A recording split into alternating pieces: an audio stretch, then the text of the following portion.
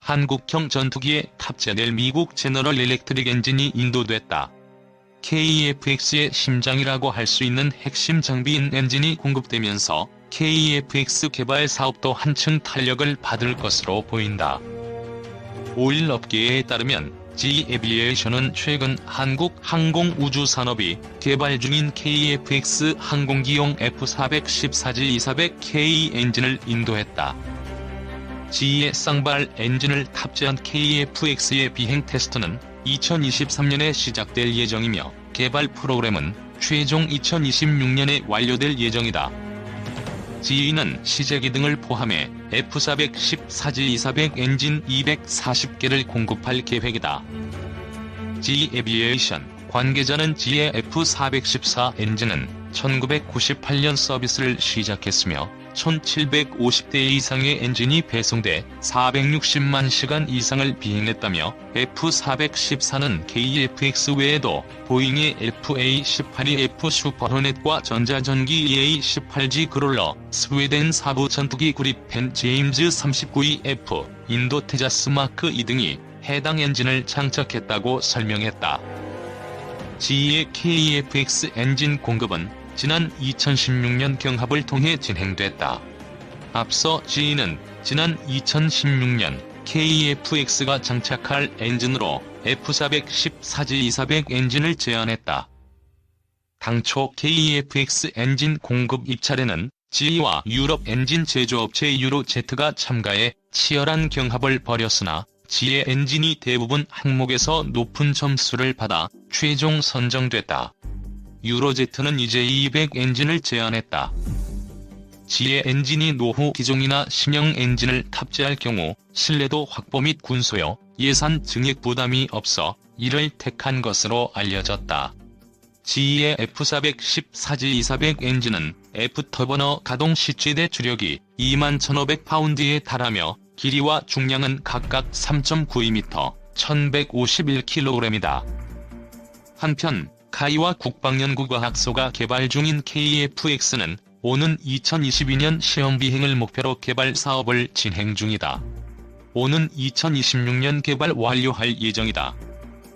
전투기에는 스마트 폭탄 체계 통합이 구체화되고 공대지 임무를 위해 탑재될 AESA 레이더에 특별히 자동 지형 추적 기능이 추가된다.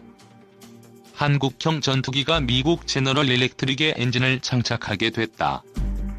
방위사업청은 26일 제197회 사업관리분과위원회를 열어 GE 에이비에이션을 KEFX 엔진 우선 협상 대상 업체로 확정했다고 밝혔다. 방사청의 결정은 KEFX 체계 개발 주관업체인 한국항공우주산업의 선정 결과를 최종적으로 승인하는 방식으로 이루어졌다. 한국형 전투기에 미GE 엔진 장착 우선 협상 업체 선정이 KEFX 엔진 공급 입찰에는 GE와 유럽 엔진 제조업체 유로제트가 참가해 치열한 경합을 벌였다. GE는 F414G200 엔진을, 유로제트는 EJ200 엔진을 각각 제안했으나 GE가 대부분 항목에서 높은 점수를 받은 것으로 알려졌다. GE의 F414G200 엔진은 F터버너 가동 시 최대 주력이 21,500파운드에 달하며 길이와 중량은 각각 3.92m, 1,151kg이다. 누적 생산량은 약 1,500대이며 1995년에 초도 비행을 했다. 미국 보잉의 전투기 FA-18E/F 슈퍼호넷, 전자전기 EA-18G, 스웨덴 사부의 전투기 그리펜 EF, 인도 전투기 테자스 등이 이 엔진을 장착하고 있다. 유럽 전투기인 유로파이터가 장착하는 유로제트의 EJ200은 F터버너 가동 시 최대 주력이 19,850파운드이며 누적 생산량은 약 1,200대다. 2018년부터 KEFX 시제기 6대를 제작하는 카이는 2021년까지는 GE 엔진 10대를 직구매 방식으로 도입하고 이후에는 국내 협력 업체인 한화테크윈이 국산 부품으로 엔진을 조립해 납품하도록 할 계획이다. 카이는 작년 8월 한화테크윈이 참가하는 합동협상팀을 구성해 같은 해 11월부터 외국 엔진 제조업체들과 협상을 해왔다. 공동협상팀은 GE와 유로제트가 제출한 제안서를 토대로 이달 10일에서 15일 기술 능력과 비용의 2개 분야를 평가해 KEFX 엔진 우선 협상 대상 업체를 선정했다. 기술 능력 분야는 관리, 기술, 국산화의 3개 항목으로 세분됐다. 한국형 전투기에 미 GE 엔진 장착한다. 우선 협상 대상 업체 선정.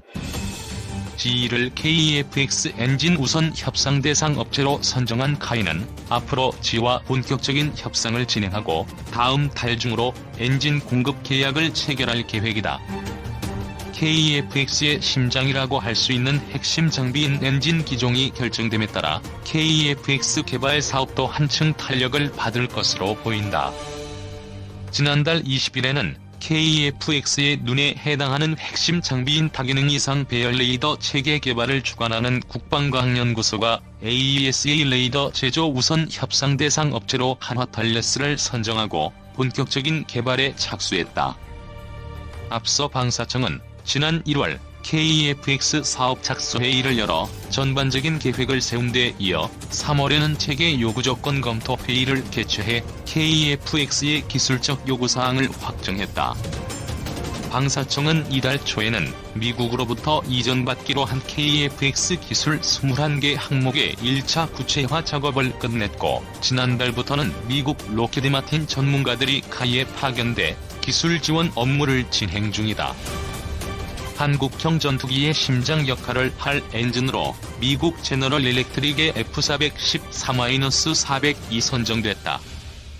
방위사업청은 26일 오후 사업관리분과위원회를 열어 KEFX 체계 개발업체인 한국항공우주산업이 우선 협상 대상 업체로 선정한 GE를 최종 확정했다. 일각에서는 미국 정부의 승인 제한을 극복하면서 KEFX의 수출을 추진하기 위해서는 유럽 4개 업체의 컨소시엄은 유로제트의 EJ200 엔진이 채택되어야 한다는 주장도 있었지만 이변은 없었다.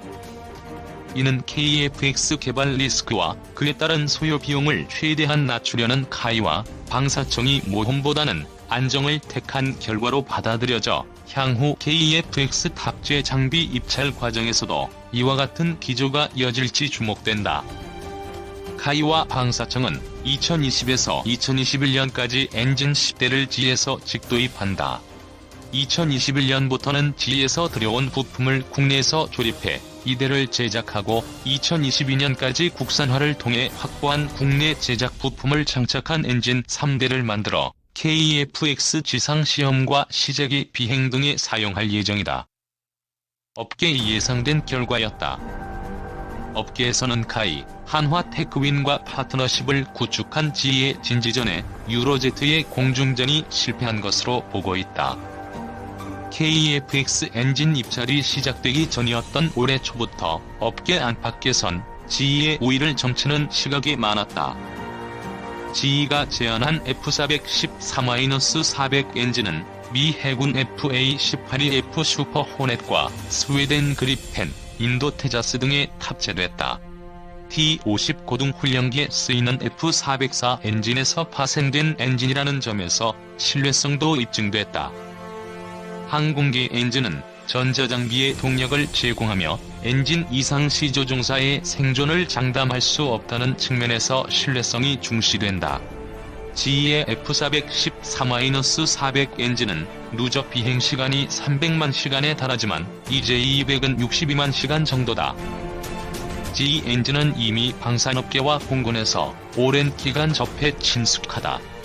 국내 엔진 제작을 담당하는 한화테크윈은 1980년 GE와 기술 제휴 방식으로 F5 엔진 생산에 나선 이래 GE와 밀접한 관계를 맺어왔다. 지난해 1월에는 GE와 10년간 4억 3천만 달러 규모의 항공기 엔진 부품 공급 계약을 체결하기도 했다. 한화테크윈은 KEFX 체계 개발업체인 카이의 대주주다. 공군 역시 F5 외에 F-15K와 T-50, FA-50 등을 통해 GE 엔진을 접하면서 상당한 운용 노하우를 축적했다. 업계와 공군 입장에서는 자신들이 잘 아는 엔진을 쓰는 것이 개발과 운용 과정에서 유리하다. 공군에서 GE 엔진을 쓰고 있는 만큼 별도의 군수 지원 체계를 구축할 필요가 없다는 점도 비용 절감에 상당한 도움이 된다. 항공기 엔진 시장의 강자인 GE는 감가상각을 통해 낮은 단가를 유지할 수 있다. KEFX 수출을 위해 저가 전략을 구사해야 하는 우리 입장에선 무시할 수 없는 이점이다. 반면 유로제트는 국내에 이렇다 할 기반을 갖추지 못한 상태에서 KEFX 엔진 입찰에 뛰어들었다. 한화테크위는 GE와 프렛 앤 휘트니 등 미국 업체와 주로 협력하고 있었고, 공군 역시 1980년대 영국제 호크 고등훈련기 이후 유럽 군용 제트 엔진은 거의 사용하지 않았다. 카이 역시 T-50과 수리온 헬기 개발 과정에서 GE와 협력했다. 유로제트는 EJ200의 첨단 기술 수준을 집중 홍보하며 전체 기술의 58%를 이전하겠다는 등의 조건을 내세우며 바람몰이에 주력했다. 하지만 막상 뚜껑을 열어보니 결과는 달랐다. 군 관계자는 평가에서 유로제트가 GE에 많이 밀렸다며 두 업체의 점수 차가 상당했으며 가격과 기술 등 모든 분야에서 GE가 앞섰다고 전했다. KEFX의 미국, 한국, 유럽 기술 노가드나 GE 엔진이 선정되면서 KEFX는 국내 기술과 미국, 유럽 등 제3국 기술이 융합되는 형태로 개발될 가능성이 커졌다는 평가다.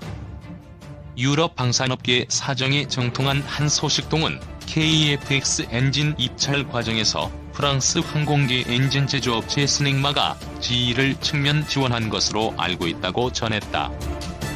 프랑스제 라팔 전투기에 쓰이는 N88 엔진 제조사인 스낵마는 GE와 합작해 CFM 인터내셔널이라는 회사를 1974년부터 운영하고 있다. CFM은 PW, 롤스로이스 등과 더불어 항공기 엔진 분야에서 세계적인 명성을 자랑한다. 스낵마는 라팔을 비롯한 프랑스제 전투기 개발 과정에서 레이더 등 전자장비를 만드는 프랑스 탈레스와 협업을 진행해왔다. 탈레스는 KEFX 대화면 시연기와 다기능 이상 배열 레이더 제작을 맡은 한화탈레스 지분 50%를 가지고 있다. AESA 레이더 개발 과정에서 일부 부족한 기술은 유럽 등 제3국에서 도입될 가능성이 크다.